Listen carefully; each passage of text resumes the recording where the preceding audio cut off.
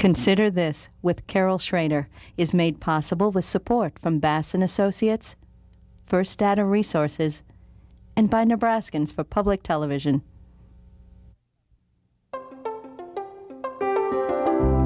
Consider This with Carol Schrader, a news and information program recorded on the campus of the University of Nebraska at Omaha. From the Fireside Lounge in the Milo Bale Student Center, here is your host, Carol Schrader. Hello and welcome back to UNO. It's been a while. We've had fundraisers for public television. Hope you've been generous. Winterfest '99, successful, I'm sure, for Nebraska Public Television. And speaking of winter and the holiday season, these beautiful poinsettias are courtesy Rose Court at Eagle Run Square. But the star of the show tonight is Dr. Richard Gilliland. He is president of Metropolitan Community College and has been there for, well, a couple of decades now. You're just winding up your 20th year, or moving into your anniversary of your 20th year. Welcome. Delighted to be here. Booked you for the show, talked to your lovely administrative assistant, and that was a few weeks ago. Little did I know that this week I would find you on the front page. Your faculty a little concerned about some reorganization that you've done there, and thought I'd give you at least, out of the chute a chance to sort of respond to that. Sure. Well, we're in collective bargaining right now. It wouldn't be accurate to say the faculty, it's not the entire faculty, but some are concerned, and we want to resolve our bargaining. We also have changed some things pretty substantially in terms of trying to modernize our organizational structure to better serve students, to better serve faculty. And we're making a fairly major shift in terms of that. And so change is not easy for any of us, me included. And so we're doing that at the same time we're in negotiations, and the combination of the two make for some difficult times. We're going to make it through it well. Just one more question on that, this vote of confidence that they're taking. I guess you're saying that is this sort of a bargaining ploy, or just the unsettledness of change, or both? Is that what you're saying? Is both of these things? I do know from the national level that votes of this type are increasingly common, and they frequently do associate with unsuccessful negotiations. And that does seem to be a primary driving factor. Well, stay tuned on that one. The reason I wanted you here is because I have noticed over the years, being a lifelong Omaha resident, and you're getting up there in years as being an Omaha resident, that the growth and the importance of the community college structure, particularly as it's grown under your leadership, has meant so much to the growing economy here and the ability to attract and keep business.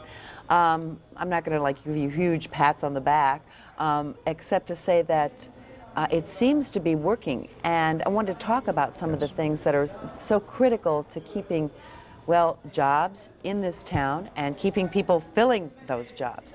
In your 20 years, we can talk about numbers and growth, but what do you think is the most important change that's happened in the metropolitan educational arena that has affected Metro? I think that the fact that many jobs, a far larger proportion of jobs today, are actually requiring somewhere more than a high school diploma and less than a baccalaureate degree.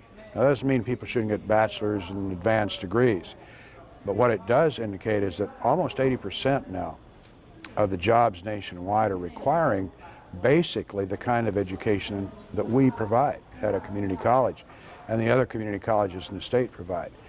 We have been on a growth spurt that doesn't seem to ever end, and that's pretty unusual because typically when you have a very, very high employment economy, such as we do in the Omaha community now, you can expect enrollments in higher education to drop. And in fact, they are either stabilized or dropping in most of the post-secondary institutions here in the Omaha area. Conversely, Metro has continued to grow, has grown virtually every quarter the last 10 years in a row. I know when I started here, we had about 10,000 students total in all of our credit, non-credit workforce development programs. That's quadrupled, more than. We're at probably 46, 47,000 different individuals who will be served in our credit, and our non-credit and our continuing ed workforce development programs this year alone. So 7-8% of the adult population of Omaha is going to be served by Metro somehow this year. Now, everybody's having a good time talking about the last century. I mean, it's millennium time. We talk about that sort of thing. But I remember, you know, the old black and white videos of the workforce in America. I guess they were films then, you know, black, kind of steely looking black and white films.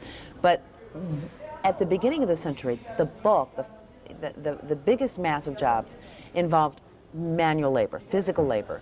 And then the huge, slow but huge change to, you know, factory, more factory. And then we just went slam bam, thank you ma'am, into this high tech thing. It was there moving, but it hit us full force, I think, in the last decade.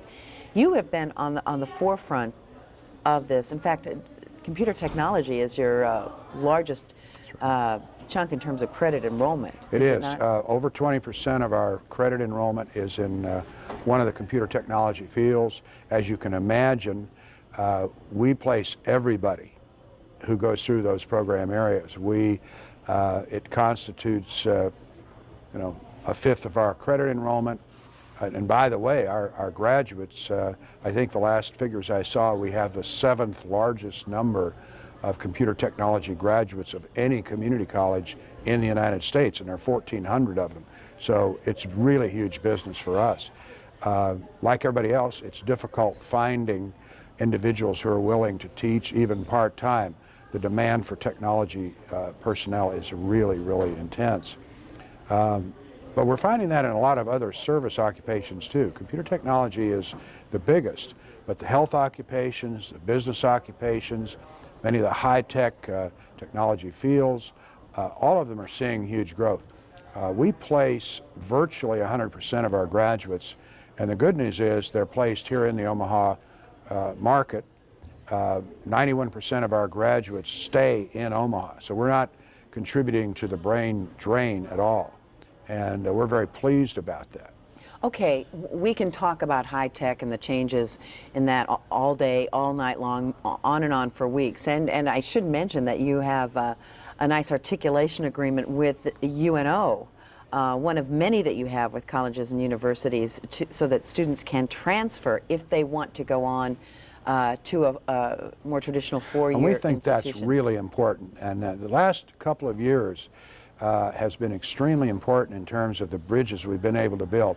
Originally, we were a technical college. Most of our students took a year or two, went to work, that was it. They didn't go back. Increasingly, we're finding the need for people to go back continuously. It's lifelong learning. Well, certainly in the computer area, you're behind when you get any certificate. I mean, because it moves so fast. It really does. It's obsolescence, like right out of the chute. Yeah, a person has to continually relearn, and even your instructors have to be recertified. Every one of us. Microsoft doesn't stop, does it? It just keeps coming out new with additions all the time. with new things. But the thing that I wanted to talk about is that even if you get into some of the more traditional areas, although nothing's traditional anymore, it seems like, you keep reading about how you'll have, the average person is going to have 3.5, next century 4, 5 different careers in one lifetime. Then you read about the job shortage. Then you read about what you talked about it doesn't end at high school for many people, the ones that decide not to go to the traditional 4-year institution. We have got such a demand for more education that it's almost outstripped supply, although you've been trying to meet it.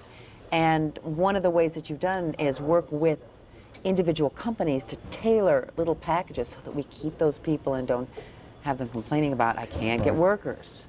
Companies are extremely interested in doing customized training with us.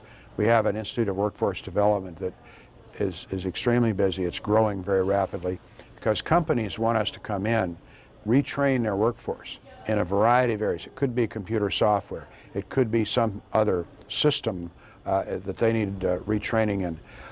The bottom line is they don't want to lose those employees, but those employees have to upscale. They have to upgrade continuously. The change in terms of what a worker needs to know is really different than it was even a generation ago. None of us can be complacent and say, well, we've got our formal education, and now we're educated, and now we go to work, and that's it. That's the way it used to be. It's sure You not can that look way at the now. car, for example. Remember the day, I remember the day when you really only needed a set of tools and a manual to work on a car. I mean, that sort of exemplifies how computers and computerization and just a higher technology has affected almost every phase of our life. And so these people that had a job for years are suddenly faced with, I've got to learn more, and I've got to learn it fast. That's an interesting point you bring up, because it used to be an automotive mechanic. Now it's an engineer, I think. It's at least a technician.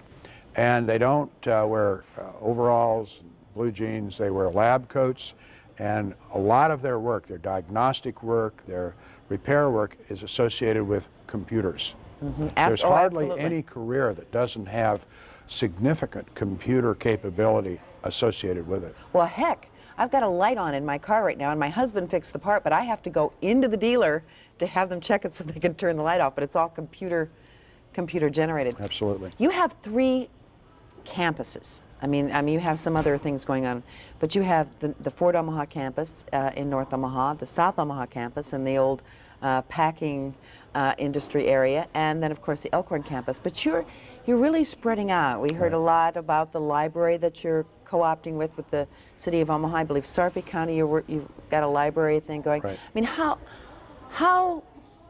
is Metro?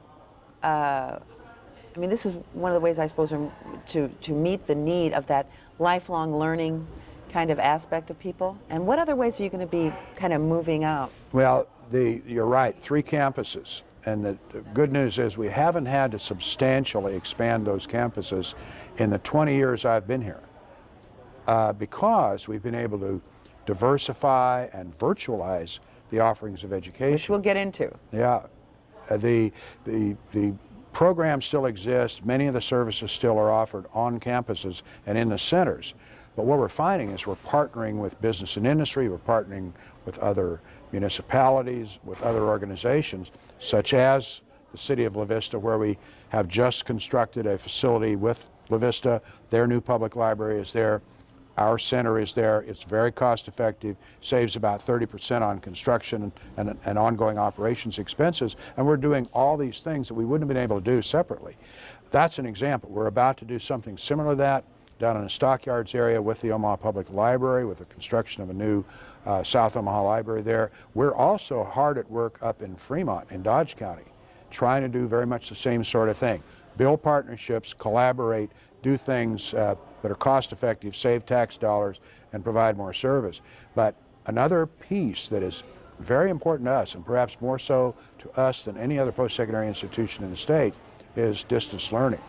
Now, maybe you want to ask me a question about that. That's exactly where I was headed, is that walls don't make a college or a university anymore, especially for the kind of student that needs that extra training, that can't always be there when the school bell rings, to use an old phrase. Yep. The distance learning, you're not only doing it, you're using television, using sound, you're using computers. How is this working, and how fast is it growing? Right now, we're at about 11% of our credit enrollment is through some form of virtual learning. What is virtual learning? It may be we have our own internal television system that is between our campuses and our centers, and so we have a variety of students located for each one of those courses at the 6 locations with one instructor at one of the locations, and we've been doing that for over 10 years. Works very well for us, very convenient for students. Student in Fremont doesn't have to drive all the way into Omaha to take a course. Especially in the middle of the winter when it can get icy. That's right. That's an example. A second example is telecourses.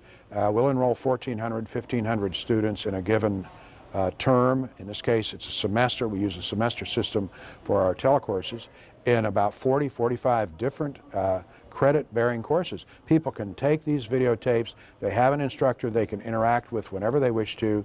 They have an orientation activity that they physically go to our South Campus, go through things, so that there is human contact. But they primarily work with the telecourses when they want to, where they want to, usually in their own living room, on their VCR with their own TV at the pace and at the time they want to.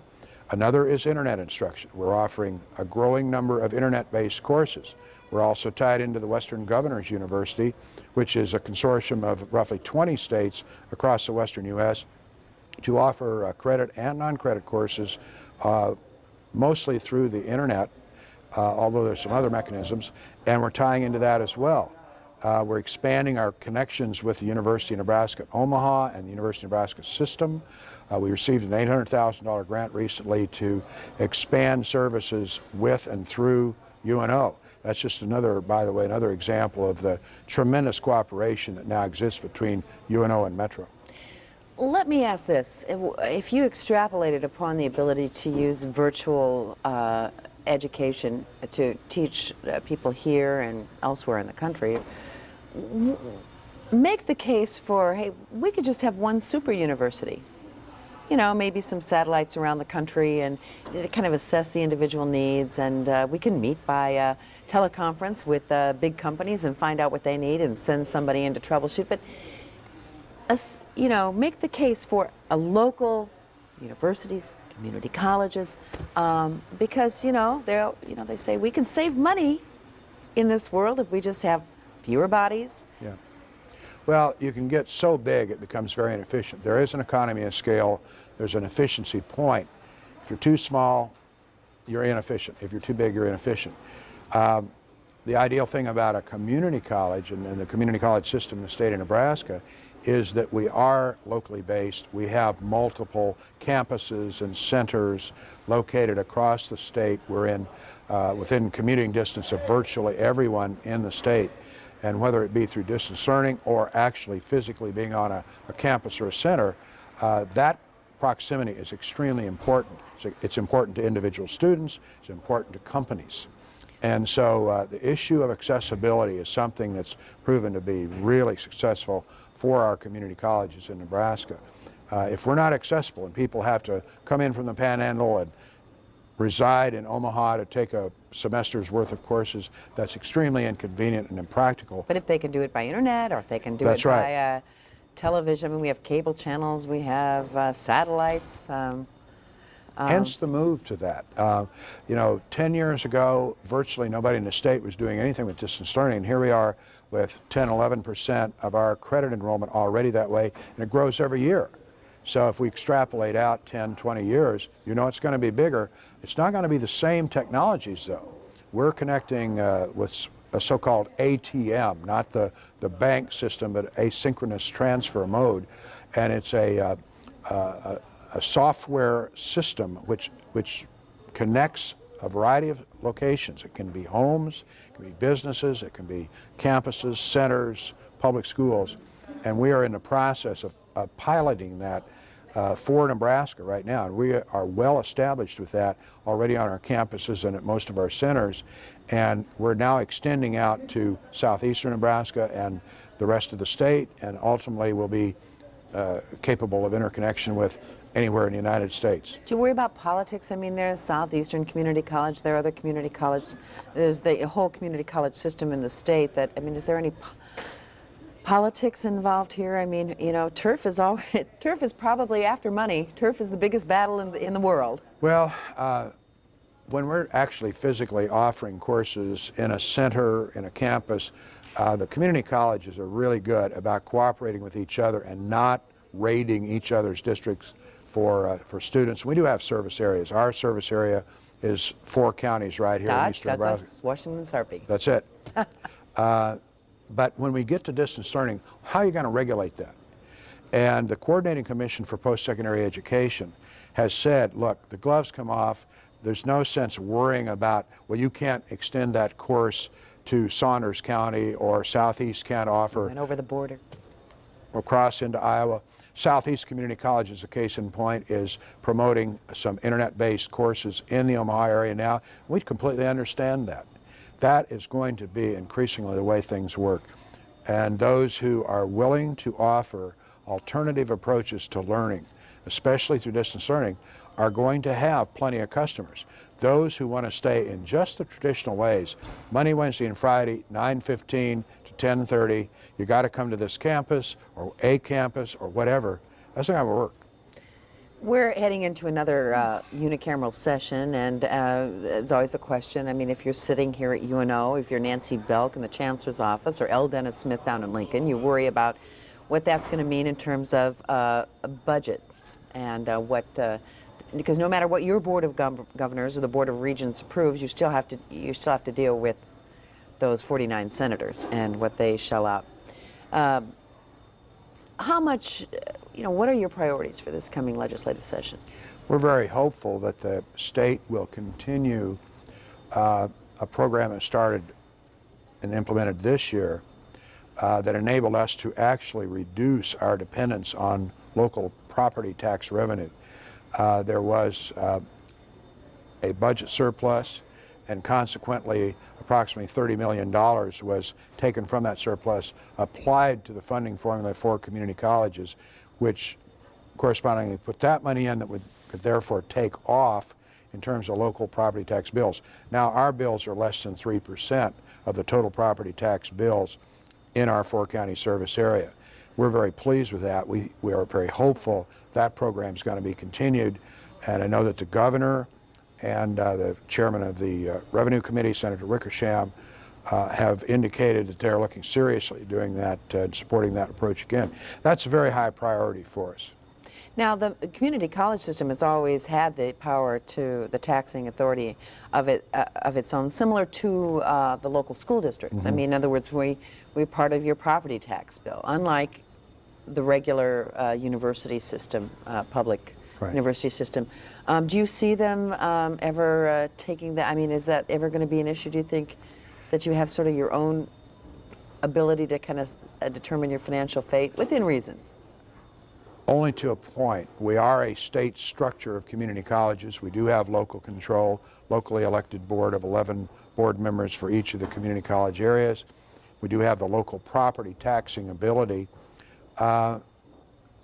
Periodically there are mentions made of creating a state system for community colleges. I think it's a bad idea. A lot of things are working well for community colleges today. Our tax burden is very low, and the key to this, I think the most important benefit of the system we have is it is locally based. Our local board is from the local area. They serve districts are from the 4 counties that we serve. They know the local needs. They're in touch. And it provides a responsiveness that I think you lose if you go, for example, to a state board of community colleges. But you don't see that happening. There's no big rumbling. No, and in fact, I've talked to the governor within the last couple months about that. We're always concerned about that because we think we've got a really good system, a good plan in place here in Nebraska compared to some other states. It gives us a lot of local freedom, and we want to maintain that. We want to stay locally responsive to the specific needs of a specific service area. You know, we have just 4 or 5 minutes left, but I'm sure you read a series of articles a month or so ago in the Omaha World Herald about the middle student. It was applauded in some circles, criticized in others. I thought it was kind of invasive, and it was the Millard High School. They followed these students that were just sort of, they're not the kids that are obviously the go-getters and overachievers. They weren't the ones way on the bottom, but it made me think in the ensuing discussion about the role of community colleges that came out of those articles. Are there gaps, where our students, and I'm not blaming schools or counselors or whatever, where kids just don't know what their options are and feel, I can be college bound. It might be community college, but I'm never going to go to college. I can't handle this. Where they feel like they're dead ended before they get out the door of high school. The tradition, I think, many of us have grown up with and through is that you go to high school, you graduate, you go to college, wherever that is. Or you just try to get a job and maybe you'll get a trade and maybe But the politically correct thing to say is, I'm going to college. Mm-hmm. And that's just what people have said, that's what parents say, that's what many counselors say, that's what young people say. That has been the tradition over many, many generations. And what we're finding is that increasingly people are not doing that traditional route. Young people out of high school increasingly are not going on to any post-secondary institution. There are school districts here in the Omaha area in which, from which 50% of the graduates do not go on to any form of post-secondary education. That is so sad. Well, the point is they need to understand, and it needs to be reinforced in society, that that's okay. There are other options out there, and maybe they're going to work for a while. Maybe they're going to work part-time, Right. go to school part-time. They may come to Metro part-time. They may come to UNO part-time.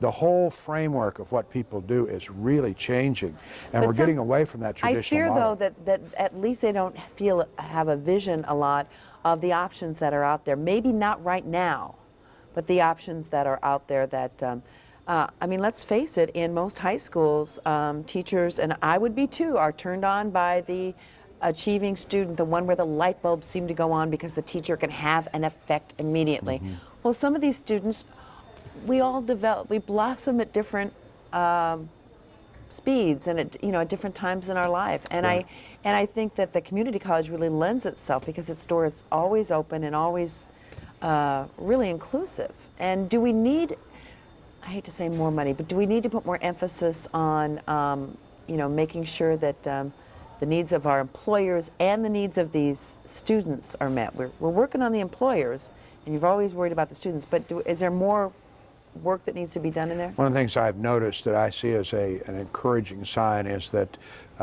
more and more HR directors of companies, big and small, are saying we need to get away from this traditional idea that everybody has to go full-time to a college or university upon immediate graduation from high school. What we need is to think about what are the alternatives. Our average age student is 31. So we have a lot of people. 75% of our students are working at least part-time. That's where society's going. People are alternatively going to school and they're going to work. And we look out 20, 30 years into the future, it's going to be more that way. We're going to get away from these rigid lines of public school, post-secondary education, graduate school, and we're going to see much more in terms of intermittent education, but it is going to be lifelong. Well, we've run out of time. I'm just glad that we do have educational opportunity in this community. And I want to thank you very much for joining us, Dr. J. Richard Gilliland, President of Metropolitan Community College. And thank you for joining us today on Consider This.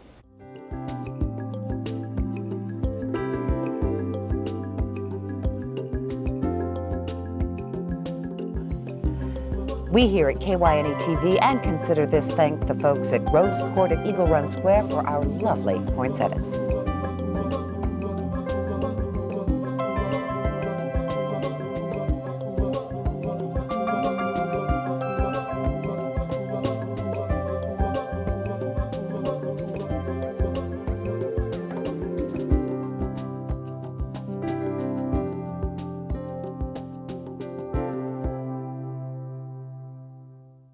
Consider This with Carol Schrader is made possible with support from Bass & Associates and First Data Resources.